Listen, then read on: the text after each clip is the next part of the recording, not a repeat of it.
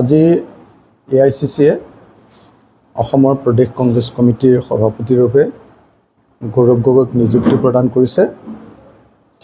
মই গৌৰৱ গগৈলৈ শুভেচ্ছা জ্ঞাপন কৰিছোঁ, অভিনন্দন জনাইছোঁ আৰু আশা কৰিছোঁ যে গৌৰৱ গগৈৰ নিযুক্তিয়ে কংগ্ৰেছ দলৰ সাংগঠনিক কাম কাজ ত্বৰান্বিত কৰাৰ লগতে সমগ্ৰ অসমৰ বিৰোধী ৰাজনৈতিক যি শক্তি সেই শক্তিকো ত্বৰান্বিত কৰিব।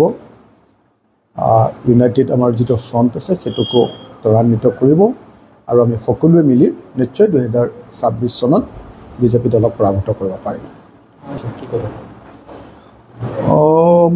মই গগৈ আৰু শইকীয়া যদি উপাধি বুলি কৈছে নিশ্চয় তেওঁ ভুল কৈছে। যদি গগৈ আৰু শইকীয়া উপাধিৰ নাম কৈছে আৰু যদি গগৈ আৰু শইকীয়া যদি বিজেপি এটা সাম্প্ৰদায়িক শক্তি আৰু আন এটা ৰাষ্ট্ৰীয় দল কংগ্ৰেছ বুলি বুজাইছে, তেতিয়াহ'লে নিশ্চয় মই ভাবোঁ যে এইবাৰ সাম্প্ৰদায়িক শক্তিটোৰ এইবাৰ পৰাজয় হ'ব। হিন্দু মুছলমানৰ ৰাজনীতিটোৱে অসমৰ মানুহক আৰু আমুৱাইছে আৰু সেইকাৰণে অসমৰ মানুহে এইবাৰ পৰিৱৰ্তন বিচাৰিছে। আমি যলৈকে যাওঁ সকলো মানুহে কয় যেনে বিজেপিক খেদিবই লাগিব, কিন্তু বিজেপিক খেদিবৰ কাৰণে, বিজেপিক হৰুৱাবৰ কাৰণে বিৰোধীবিলাকৰ যিটো তৎপৰতা, যিবিলাক সাংগঠনিক কাম কাজ, যি ষ্ট্ৰেটেজি আৰু যি ইউনাইটেড ফ্ৰণ্ট, এইকেইটা সাজু হৈ নুঠাৰ কাৰণে মানুহবিলাক অসন্তুষ্ট হৈ আছিলে। সেইকাৰণে এতিয়া গৌৰৱ গগৈৰ কাৰ্যকালত মই আশা কৰিম তিনিটা বস্তু। এটা হ'ল যে কংগ্ৰেছ শক্তিশালী হৈ উঠক। দ্বিতীয়তে মই আশা কৰিম যে 2026 চনৰ কাৰণে তেওঁলোকে ৰণনীতি তৈয়াৰ কৰক, তেওঁলোকৰ নিজৰ সাংগঠনিক শক্তি বঢ়াৰ লগতে। আৰু তৃতীয়তে বিৰোধী শক্তিবিলাকক ঐক্যবদ্ধ কৰি 2026 চনত বিজেপিক হৰুৱাবৰ কাৰণে এটা বিৰোধী ঐক্য মঞ্চৰ কাৰণে গৌৰৱ গগৈ আন্তৰিকতাৰে কাম কৰক আৰু বিৰোধীক ঐক্যবদ্ধ কৰক। এই তিনিটা কাম কৰিলে 2026ত আমি বিজেপিক হৰুৱাব পাৰিম। হিন্দু সাম্প্ৰদায়িক দল বিজেপিক হৰুৱাব পাৰিম, মুছলমান সাম্প্ৰদায়িক দল AIDFক হৰুৱাব পাৰিম আৰু তেতিয়া অসমত গণতন্ত্ৰ আকৌ প্ৰতিষ্ঠা হ'ব। আৰু যদি নহয় তেতিয়াহ'লে আকৌ বিজেপি আহিব। গতিকে এইবাৰ গৌৰৱ গগৈৰ ওপৰত, প্ৰদেশ কংগ্ৰেছৰ ওপৰত বহুখিনি কথা নিৰ্ভৰ কৰিব।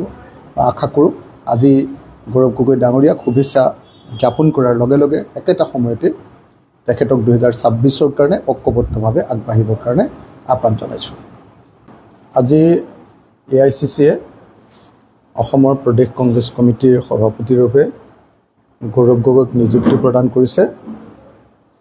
মই গৌৰৱ গগৈলৈ শুভেচ্ছা জ্ঞাপন কৰিছোঁ, অভিনন্দন জনাইছোঁ আৰু আশা কৰিছোঁ যে গৌৰৱ গগৈৰ নিযুক্তিয়ে কংগ্ৰেছ দলৰ সাংগঠনিক কাম কাজ ত্বৰান্বিত কৰাৰ লগতে সমগ্ৰ অসমৰ বিৰোধী ৰাজনৈতিক যি শক্তি সেই শক্তিকো ত্বৰান্বিত কৰিব।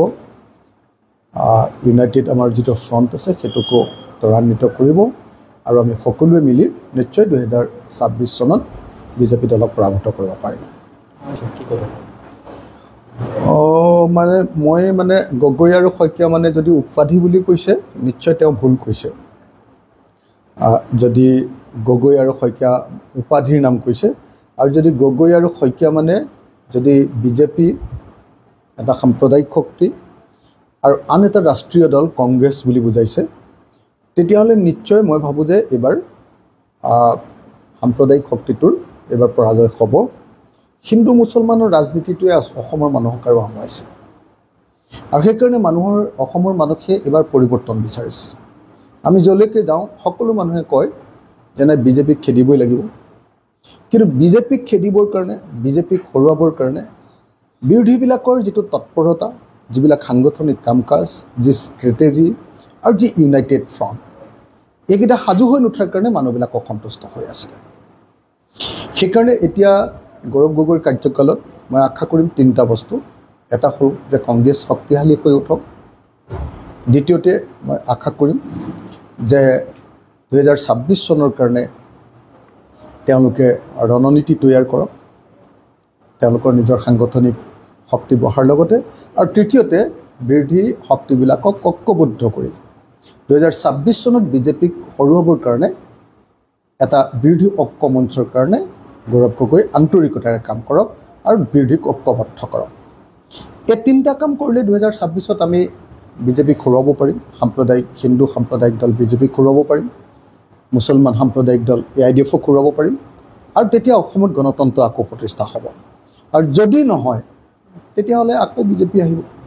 গতিকে এইবাৰ গৌৰৱ গগৈৰ ওপৰত, প্ৰদেশ কংগ্ৰেছৰ ওপৰত বহুখিনি কথা নিৰ্ভৰ কৰিব।